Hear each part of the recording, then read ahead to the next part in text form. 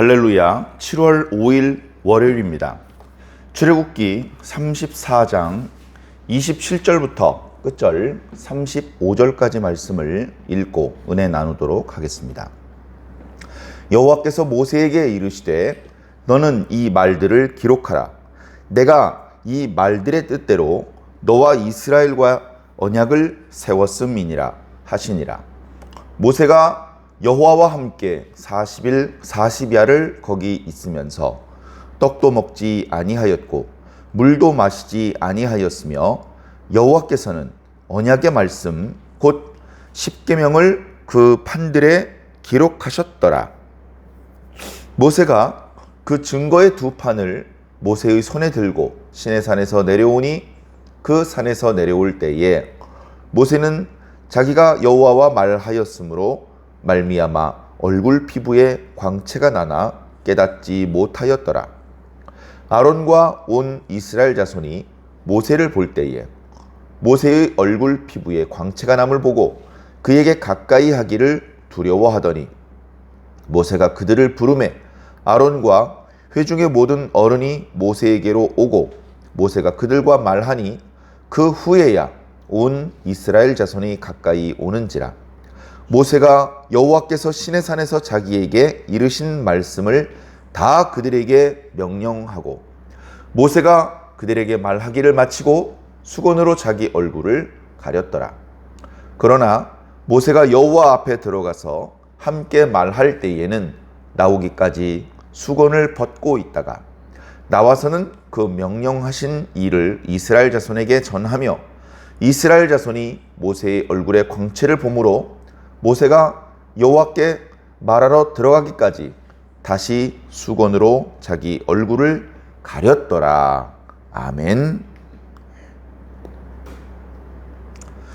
자, 하나님께서 이스라엘 백성과 단절되었던 그 언약의 관계가 회복되는 말씀이 출애굽기 34장에 나타나고 있습니다. 32장만 해도 하나님의 분노가 너무나도 크다는 것을 우리가 느끼면서 두려워했었고 33장에 모세가 하나님 앞에 간절히 기도하는 모습을 보면서 하나님의 마음이 조금씩 돌아오고 있는 것들을 또한 느꼈습니다. 이제 34장에서는 하나님께서 뜻을 돌이키시고 이스라엘 백성과 세웠던 언약이 깨졌었는데 그것을 다시 회복하시기를 결단하시고 모세에게 돌판도 준비하고 또 다시 이스라엘 백성들과의 관계를 회복할 것을 말씀해 주셨습니다. 여러 가지 이 돌판을 만들어서 거기에 글씨를 써주신 것, 내가 이스라엘과 언약을 다시 세우려 하노라 라고 말씀하시는 것 등등을 통해서 정말 감사하다. 범죄하기 이전에 금송아지로 범죄하기, 물론 그 전부터도 원망도 했었고 애굽에서의 어떤 우상 숭배의 문화가 아직도 많이 남아 있었습니다.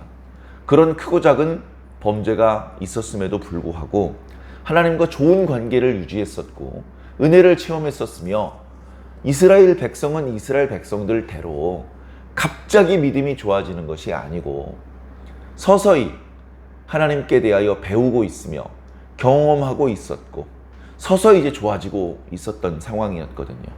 그러던 차에 금송아지 사건이 벌어지면서 갑작스럽게 하나님과의 간격이 멀어졌고 연결되어 있던 축복의 통로가 끊어지고 언약 관계가 깨지게 되었던 것이었습니다. 모세의 목숨을 건 중보 기도로 그리고 사실은 이스라엘 백성들의 죄악에 대하여서 책망하기보다는 다시 그것을 회복하고 용서하시기를 바라시는 하나님의 넓으신 은혜로 이제 다시 그 관계가 회복됩니다. 하나님께서는 모세에게 만들어가지고 올라오라고 하셨던 그 돌판에 다시 지난번 돌판에 쓰셨던 언약의 말씀 곧 십계명을 기록하십니다. 십계명을 율법의 말씀이라고 하지 않고 언약의 말씀이라고 하신 것이 저는 말씀을 묵상하면서 참 눈에 띄었습니다.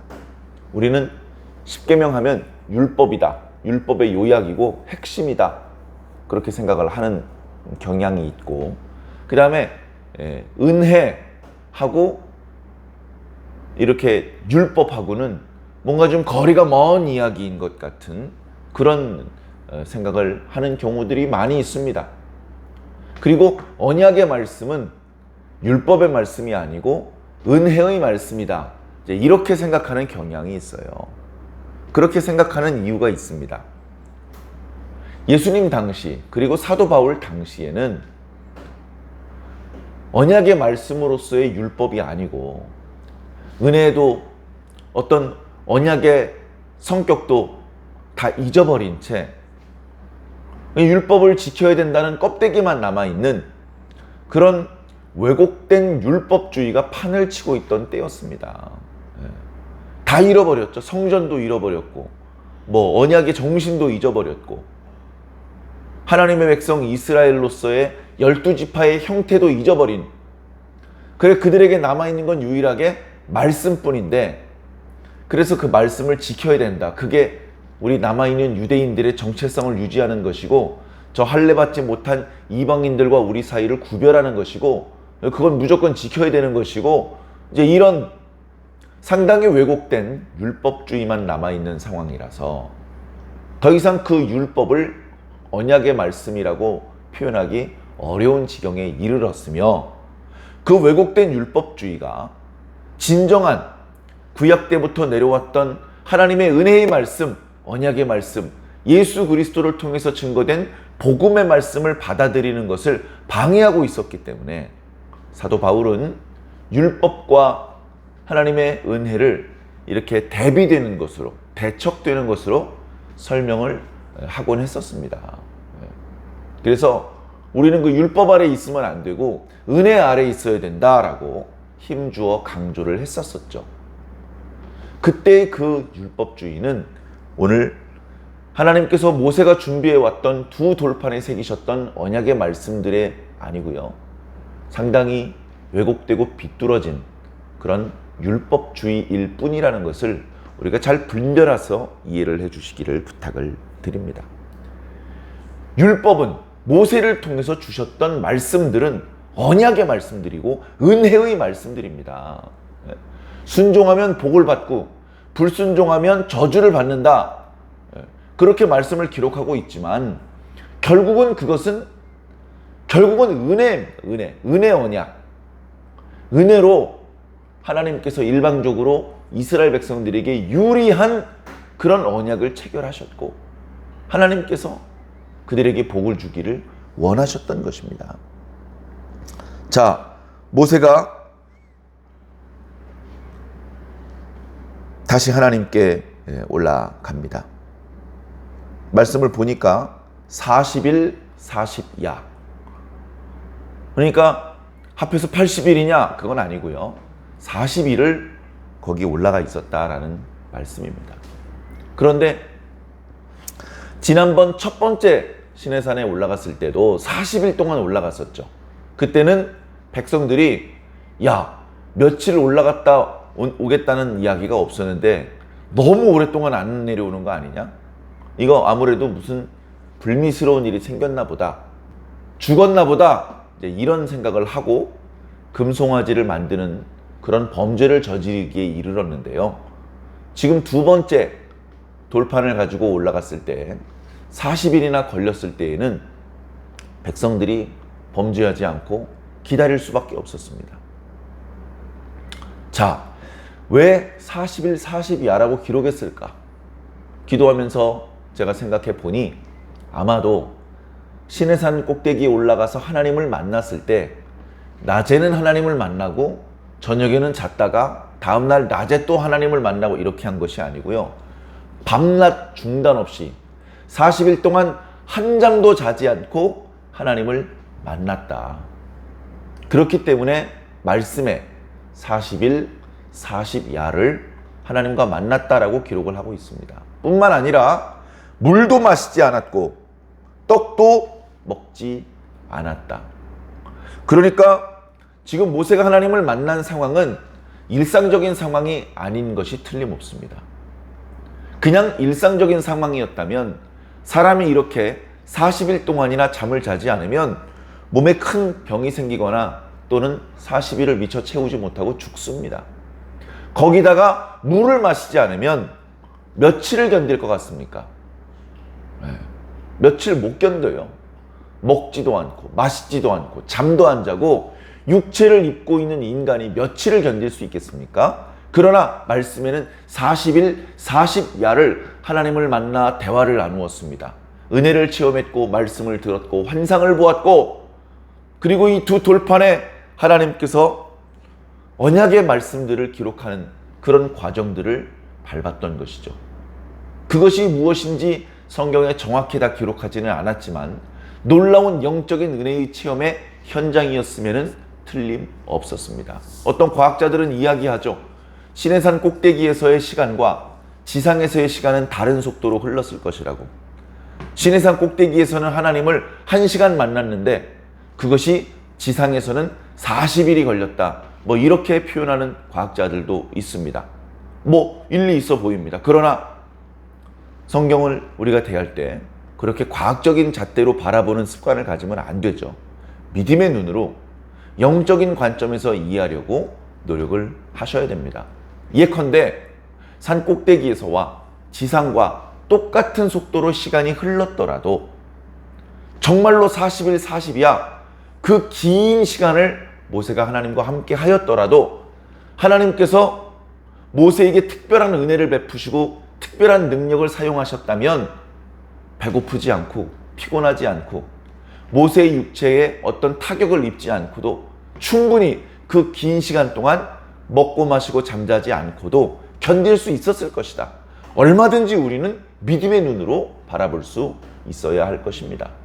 자, 그런 어떤 과학적인 시간의 흐름의 속도가 차이가 났든지 하나님께서 놀라운 특별 은총을 베풀어 그건 중요한 게 아니고 지금 깨졌던 언약의 관계가 다시 회복됐다는 것입니다.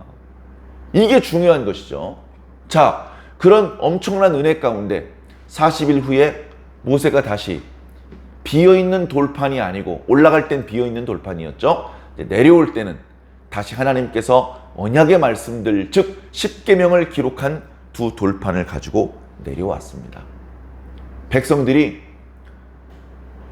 금송아지를 만들고 너무나 심각한 범죄를 저지르는 그런 상황을 목격한 것이 아니고 백성들은 조용히 모세를 기다릴 수밖에 없었습니다. 아무도 모세가 죽은 것 같다라고 말하지 않고 금덩어리 들고 와가지고 아론에게 금송아지 한 번 더 만들어라 이런 얘기를 할 수 없었죠. 자, 그러던 차에 모세가 내려왔습니다. 모세는 자기 얼굴에서 광채가 뿜어져 나오는 것을 몰랐습니다. 이 광채는 역시 하나님의 은혜입니다. 모세의 얼굴에서 광채가 난 이유는 무슨 광채가 나는 특별한 화장품을 얼굴에 발랐기 때문이 아니죠, 당연히. 이런 광채가 나게끔 하나님께서 특별한 조치를 해 주셨던 것입니다. 모세가 처음에 산에 올라갔다 내려왔을 때에는 얼굴 피부에서 광채가 났다는 기록이 없어요. 산 중턱에서 기다리던 여호수아에게서도 그리고 산 아래에서 모세를 보았던 모든 사람들에게서 모세의 얼굴에서 광채가 났다는 것을 본 적이 없었습니다. 만약에 처음 산에 올라갔다 내려왔을 때 이스라엘 백성들이 금송아지를 만들고 있었을 때 모세가 급히 그 금송아지를 불태우고 완전히 가루로 빻아버렸지만 그럼에도 불구하고 백성들이 방자한 행동을 했을 때 모세의 얼굴에서 광채가 났더라면 그렇게 방자한 행동을 하지 못했을 것입니다.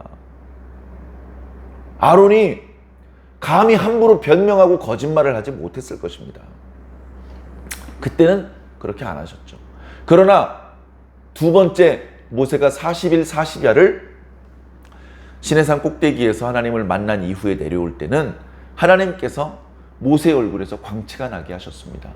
모세의 얼굴에서 광채가 난 까닭은 모세가 하나님과 대면하여 말았기 때문이다. 하나님 가까이에서 하나님의 임재와 영광 아주 가까운 곳까지 갔기 때문에 하나님의 영광의 일부가 모세에게 남겨져 그 흔적이 백성들에게 나타난 것이다. 하나님의 영광이 얼마나 강하시고 빛으로 말하면 얼마나 강렬하셨겠습니까? 지금 모세의 얼굴에서 광채가 났다고 했을 때 그 광채가 뿔 모양으로 났다라고 원문은 기록하고 있는데요. 강한 빛이 뿜어져 나오는 것입니다. 강한 빛이. 얼굴은 그냥 있고 뒤쪽에서 아우라, 후광이 비치는 게 아니고요. 얼굴에서 빛이 난단 말이죠. 그런 것을 전에 언제 본 적이 있습니까? 이미 하나님께서 홍해가 갈라지거나 무슨 우박이 쏟아지거나 메뚜기가 날아오거나 그동안 이스라엘 백성들이 경험했던 기적도 처음 보는 기적이었습니다. 그러나 모세의 얼굴에서 광채가 나는 것을 본 것처럼 놀라지는 않았을 것입니다. 사람의 얼굴에서 신성이 느껴지는 그런 광채가 뿜어져 나오고 있습니다. 모세는 오히려 그걸 몰라요. 그래 백성들에게 오는데 전과 같았으면 백성의 대표들이 백성들 앞서 모세를 영접하러 가까이 나옵니다. 수고 많으셨습니다. 들어가서 쉬시죠. 저희가 떡을 구워놨습니다. 뭐 이제 이렇게 영접을 해야 되는데 저쪽에서 모세가 내려오는 것을 보고 백성의 지도자들이 영접을 하려고 가까이 가려다가 모세의 얼굴에서 광채가 나는 걸 보고 자기도 모르게 뒷걸음질질을 하는 겁니다. 그러니까 모세가 아니 나를 만나러 이렇게 맞이하러 오다가 왜 도로 뒷걸음질 쳐?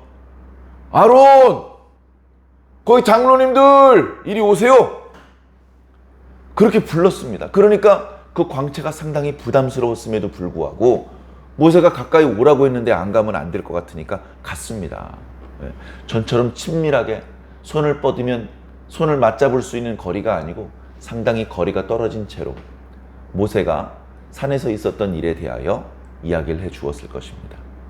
그렇게 백성의 지도자들이 모세와 이야기하는 모습을 보고 비로소 백성들이 그 백성의 지도자들 주변에 가까이 둘러섰습니다. 누가 얘기를 했겠죠. 모세요, 당신 얼굴에서 광채가 납니다.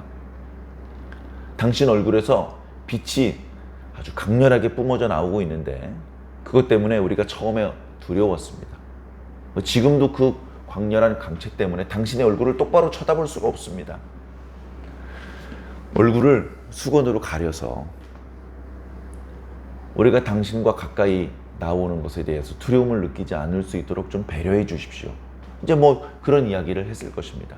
그래서 모세가 하나님을 만나서 백성들에게 그 말씀을 전하고 명령으로 전달을 할 때에는 얼굴을 수건으로 감쌌고 다시 하나님과 독대를 할 때는 전에 말씀드렸던 것처럼 시내산에 매번 오르내리는 것이 어렵기 때문에 진영 바깥쪽에 별도의 장막을 하나 쳐서 회막이라고 했습니다.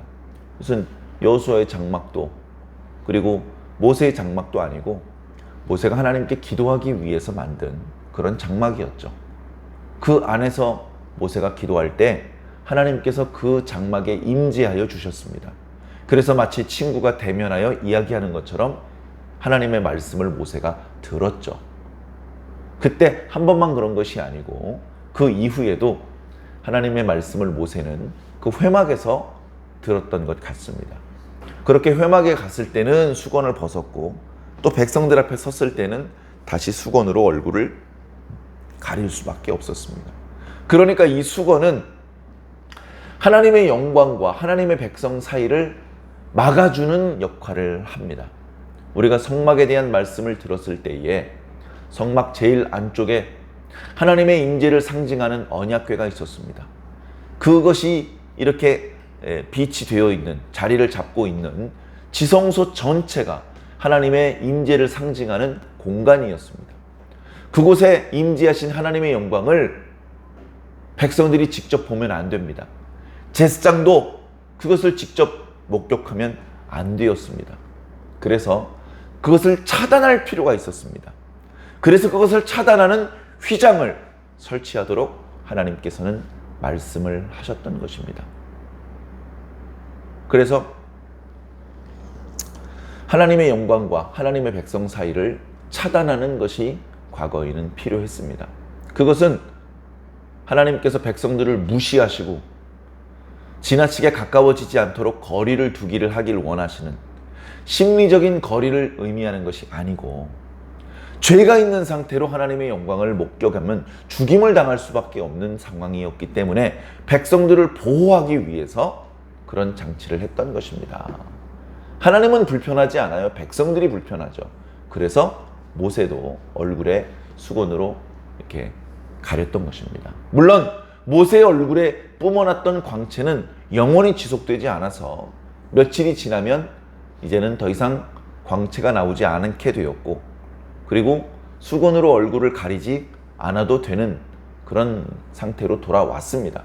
그러나 하나님의 영광은 단 한순간도 그 뿜어내는 영광의 광채가 약하여지지 않고 계속해서 그 영광의 광채가 빛나는 그런 하나님이시기 때문에 죄가 있는 상태로 하나님께 가까이 가는 것은 어렵습니다. 그러나 우리가 몇 차례 말씀을 통해서 묵상했던 것처럼 예수 그리스도께서 자신의 육체를 희생 제물 삼아 하나님과 백성들 사이를 가로막았던 휘장을 위로부터 아래까지 둘로 찢으셨습니다. 그렇게 함으로 해서 더 이상 하나님과 하나님 백성 사이를 가리는 차단막은 없어졌으며, 모든 주의 백성들이 하나님의 이름을 직접 부르고 하나님께 직접 기도하고 하나님의 영광을 향하여 직접 나아갈 수 있는 놀라운 축복을 얻게 되었죠. 모세가 얼굴에 광채가 나서 수건으로 얼굴을 가릴 수밖에 없는 상황이 된 이 이야기를 통해서 우리는 또다시 예수 그리스도를 기억해내고, 예수 그리스도를 통해서 하나님과 우리 사이가 얼마나 가까워졌는지, 예수 그리스도를 통해서 우리가 누리게 되는 이 은혜가 얼마나 좋은 것인지 또한 묵상하게 되었습니다. 그런 우리가 누리게 된 은혜에 대한 감사의 마음으로 오늘 하루 또 이번 한 주간을 보내게 되시기를 바랍니다. 우리는 이번 한 주간에도 계속해서 말씀을 묵상하고 그 말씀을 통해서 하나님의 사랑과 은혜를, 그리고 미처 구약시대의 구약 이스라엘 백성들이 누리지 못했던 은혜를 그보다 훨씬 믿음이 연약한 오늘 우리들이 예수 그리스도를 통해서 누리고 있다는 것을 깨닫고 주님께 감사하며 이 은혜 안에서 하나님께서 기뻐하시는 선한 열매를 더 많이 맺기 위해 분발해 주시기를 주님 이름으로 간절히 축원합니다. 아멘.